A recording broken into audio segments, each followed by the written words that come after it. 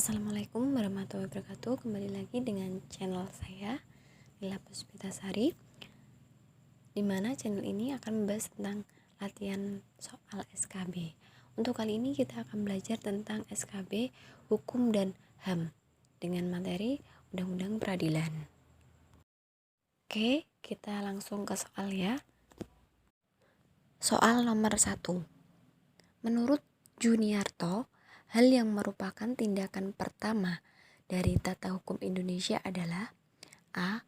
UUD 1945, B. Pancasila, C. Kepres, D. Proklamasi, E. Piagam Jakarta.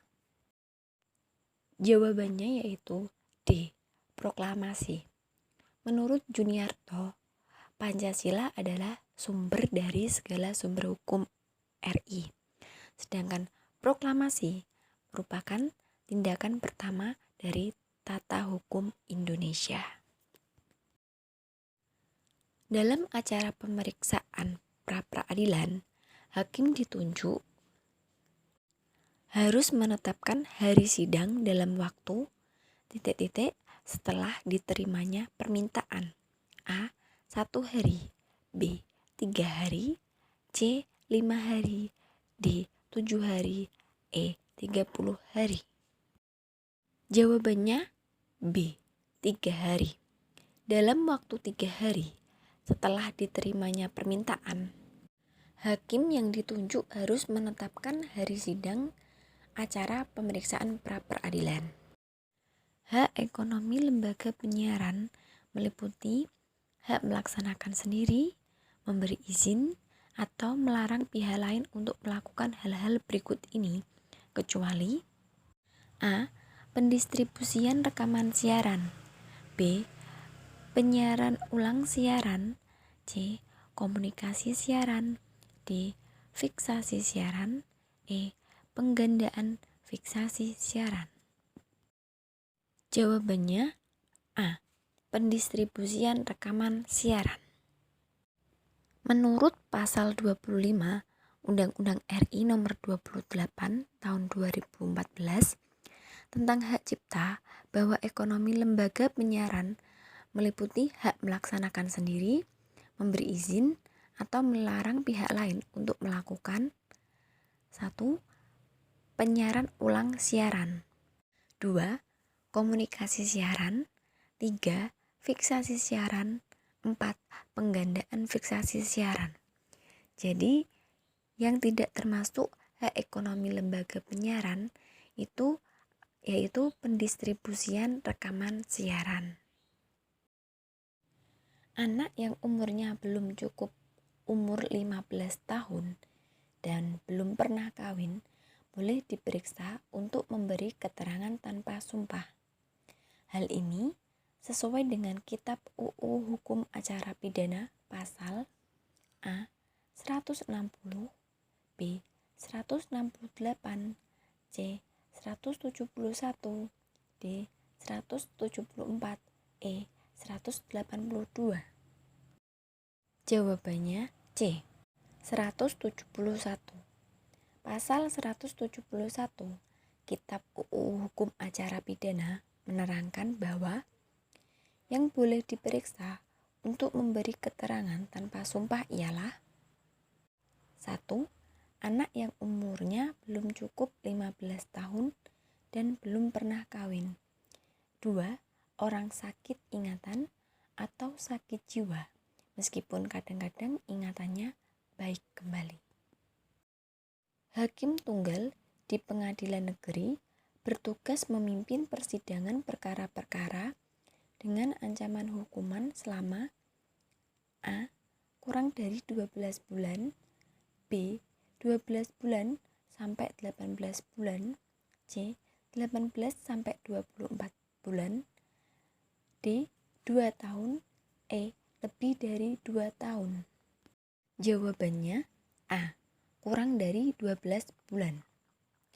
Perkara-perkara dalam pengadilan negeri secara umum diadili oleh majelis hakim yang terdiri dari 1 hakim ketua dan 2 hakim anggota serta dibantu oleh seorang panitera. Panitera sendiri merupakan pejabat kantor sekretariat pengadilan yang melakukan kegiatan administrasi pengadilan, seperti membuat berita acara persidangan, mencatat putusan hakim terhadap perkara, menentukan hari sidang perkara, dan tindakan administrasi lainnya. Namun, perkara-perkara dalam pengadilan negeri ini yang sifatnya hanya ringan dengan ancaman hukuman kurang dari 12 bulan seperti pelanggaran lalu lintas.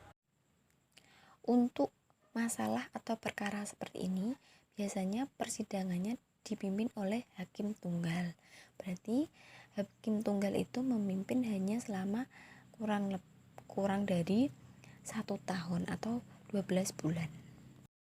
Surat Edaran Kapolri nomor SE/6/X/2015 tentang penanganan ujaran kebencian atau hate speech dikeluarkan pada masa Kapolri dijabat oleh A.